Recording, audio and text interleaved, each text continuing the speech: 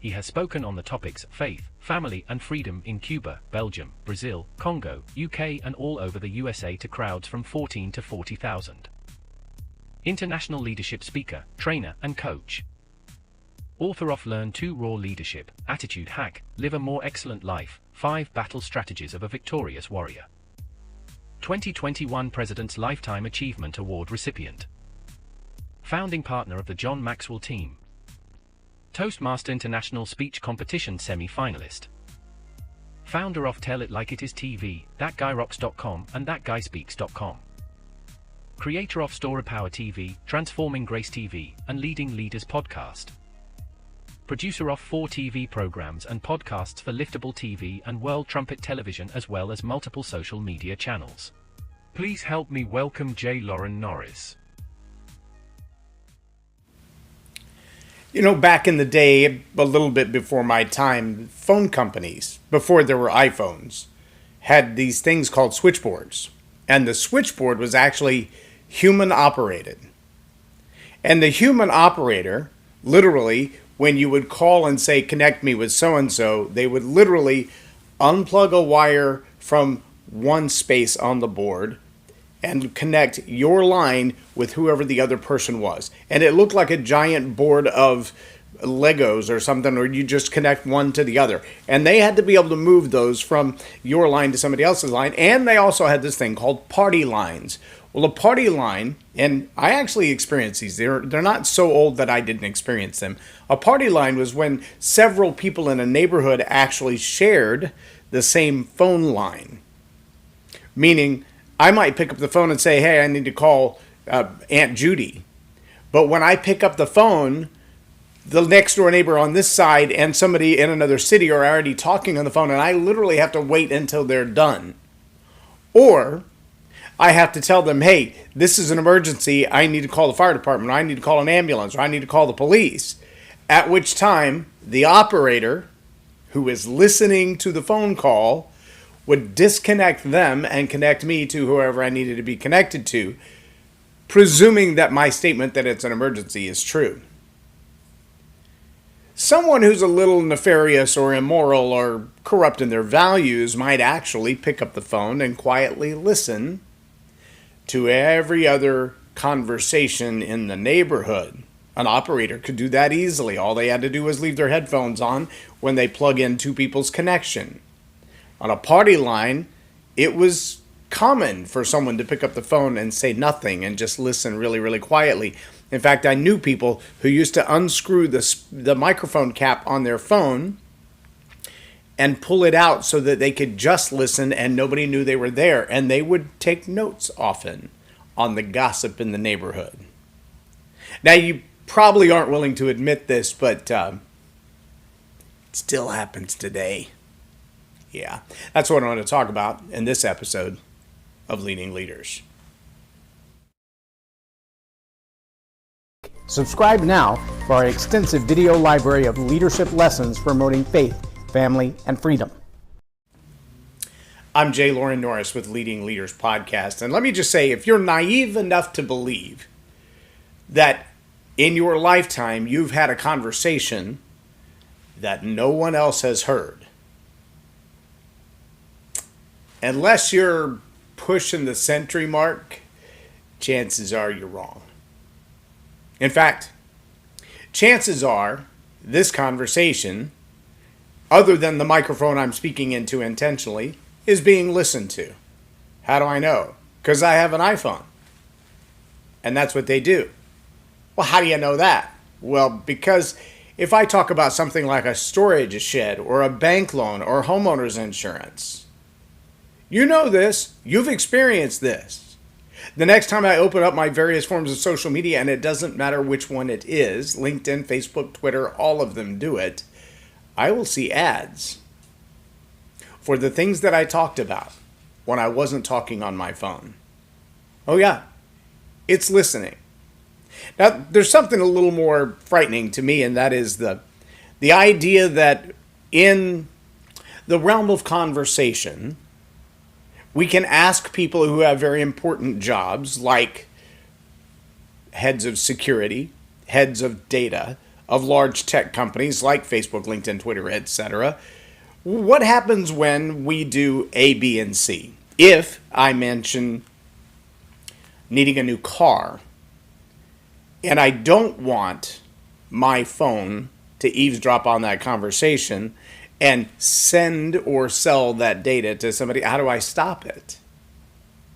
And their answer is, I don't know.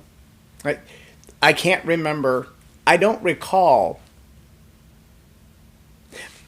The problem isn't just that we're being listened to, but that those who are doing so are not only okay with it, they are so deeply invested in the borderline corrupt behavior that they refuse to out themselves or the other people that are doing it. They know the truth, they know it's morally wrong, and they know that it is counter to the values of most people, and yet not only will they not say who's actually causing it to happen, but they are actively promoting the happening.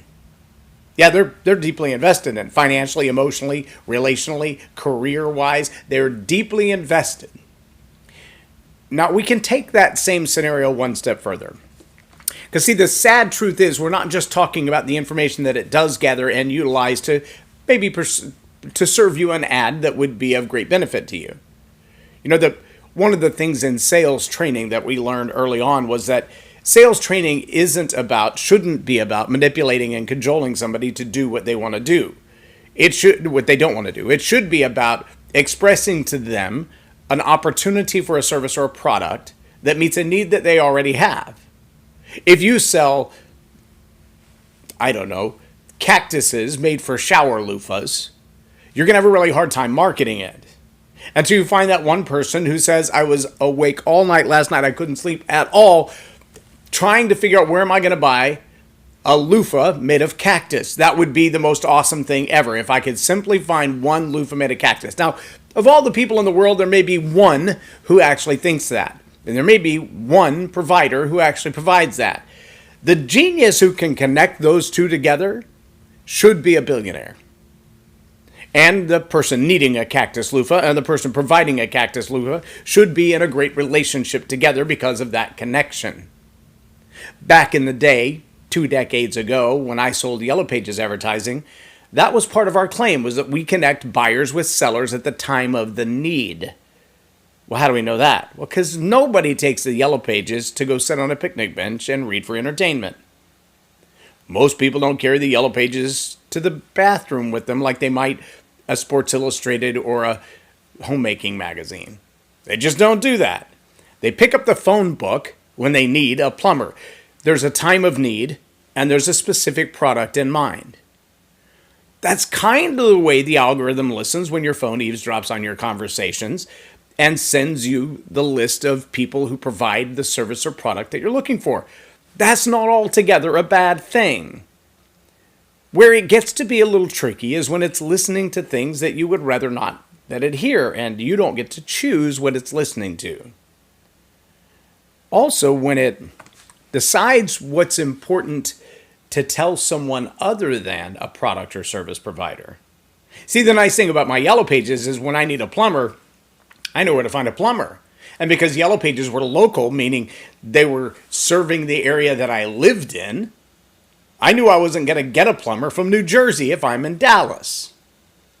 That's very helpful. It's narrowed my search. That's made my life a whole lot easier.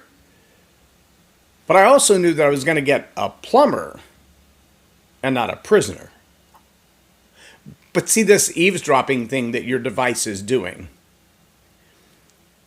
It's going one step further. I don't know if you've heard of this ChatGPT thing. I don't know if you've listened to some of the people who have begun using it as a tool. You know, BuzzFeed, a journalist outlet, is using it now to write articles. Because it can do the research and the footwork faster than a human. It can look up other compatible stories and find cross-referenced information faster than you can pick up the phone and call a local private investigator or drive across town and pull out your camera and do it yourself. If there are any public feeds, social media about this event, you can get all the scoop on the story like in seconds if you just ask the right questions. Unfortunately, in the same way that your phone might not answer certain questions for you if you were talking about, I don't know, intimate relationship with your spouse, your phone may or may not send you ads for the products and services that go along with that. In the same way, there are some morals, some values, some truth that has been fed to ChatGPT to say, when you're asked a question like this, here's how you answer it. That would be the same as saying, if someone looks in the yellow pages for a plumber, tell them about every plumber but Joe, because we don't like Joe. It's not that Joe's not a plumber. It's not that Joe's not a great plumber. It's not that Joe's not a great plumber 2 blocks from your house who has great prices and quick responses. It's not that any of that is true. It's just that, well, we don't like Joe. So we're going to completely leave him out of the options. There's evidence that ChatGPT is already aggressively going about that process. There's evidence that if you ask specific questions of ChatGPT, it will refuse to answer them. Or it will answer them in a way that you might say, well, I know better than that. I mean, I've done my homework. I'm an expert in that field. I have extensive knowledge of that field or an education in that field, and what you're telling me isn't true. But see, that will only be the case for a certain amount of time, a finite amount of time. There will be a time when those who know because they've lived through and experienced will no longer be here. Do you know that today in the USA, there are students in elementary and middle school who are thoroughly convinced that World War II and the Holocaust had no relationship to each other?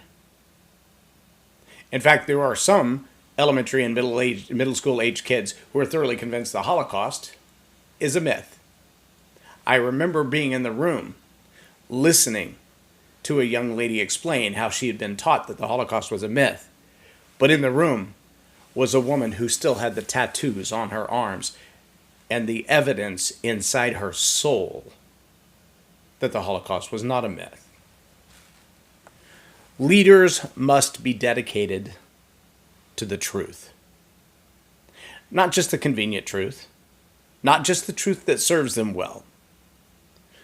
The truth, the whole truth, and nothing but the truth. That's what we say in a court of law.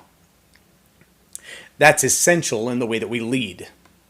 Now, I do understand, and I am human as well. I am not ChatGPT. I'm not nearly that smart, and I get that.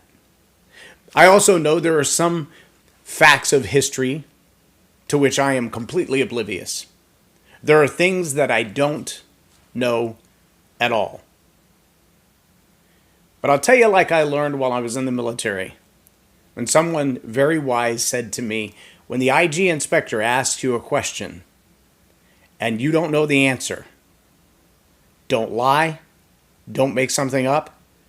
Be honest and tell him, I don't know the answer to that, but I know where to find it.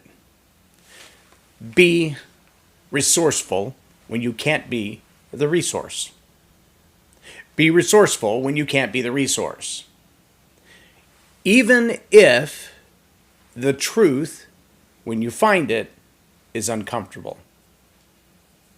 Even if, when you get to the backbone of the history, you realize just how bad that is. I was driving cross country with a brand new friend at the time. We'd only known each other 5 or 6 months at the time. And we were driving literally all the way across the country in a truck. Trapped in the front seat of a truck. We can't get away from each other.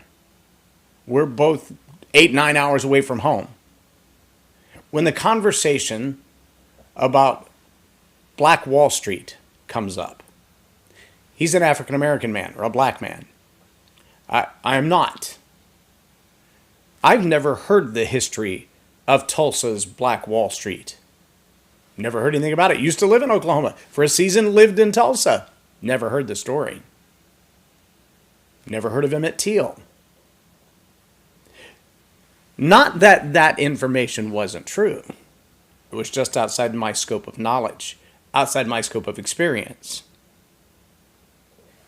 Gaining that knowledge changed my perspective, changed my relationships, changed my conversation. That's what leadership is about. The ability to influence and be influenced by truth. But see, it takes a certain level of moral code. It takes value systems within you, core values that you hold dear. It takes the willingness to be confronted by the truth, even when it's uncomfortable, to be a good leader. It also demands of you that being held in that moral compass, holding true to those core values, you tell the truth, all of it, even when it's uncomfortable for somebody else. Because to do otherwise is to manipulate. Now, I know this is not a comfortable truth, but it is a truth. ChatGPT, like many other programs on the market, maybe TikTok-ish kind of thing, Snapchat-ish kind of thing, has already been programmed to hide certain kinds of information. If you were to try to search how to make methamphetamines, you're not going to get a good answer to that. You're probably not going to get the right answer to that.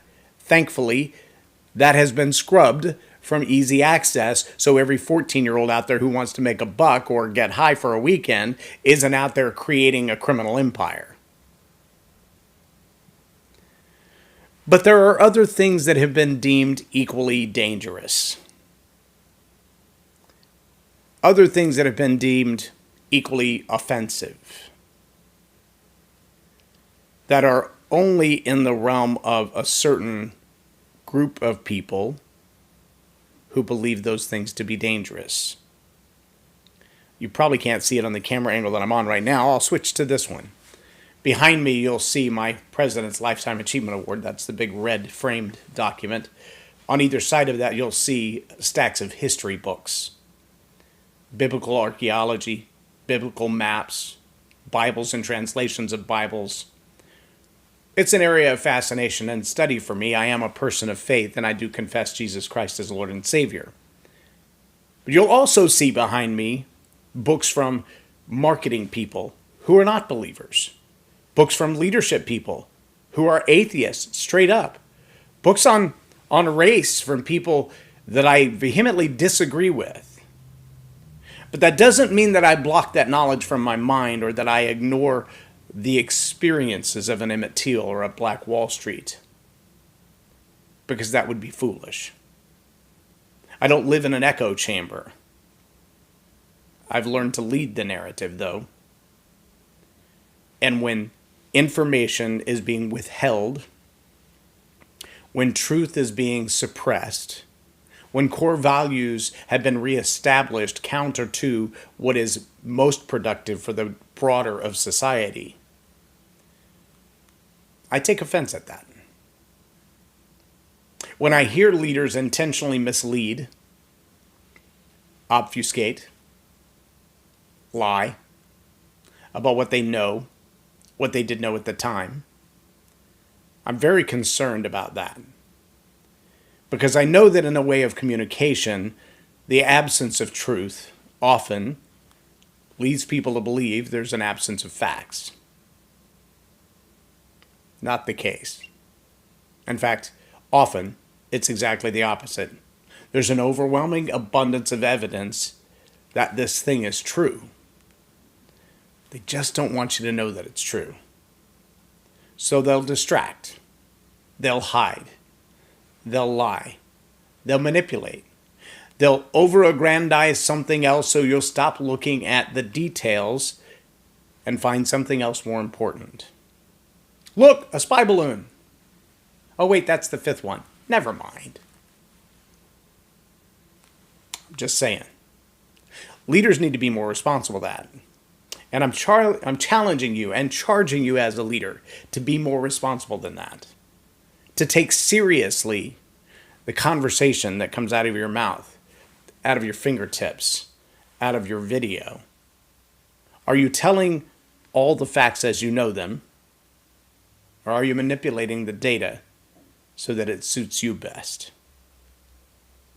Leaders should have good values. They should have good morals.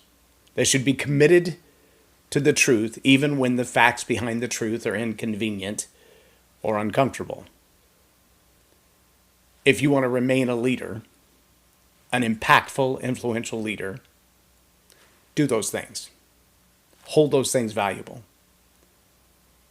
You will see a great impact from that.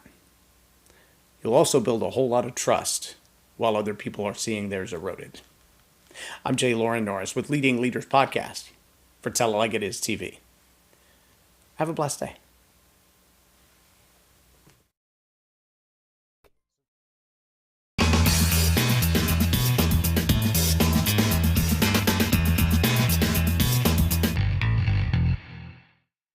Loren is a master teacher on storytelling, and I learned so much. I'm really going to have to sit down and go back through everything, and I think I might have to have some more coffees with Loren, but it was totally worth my time, and I really highly recommend it if you're looking to grow your ministry, grow your business, grow your career.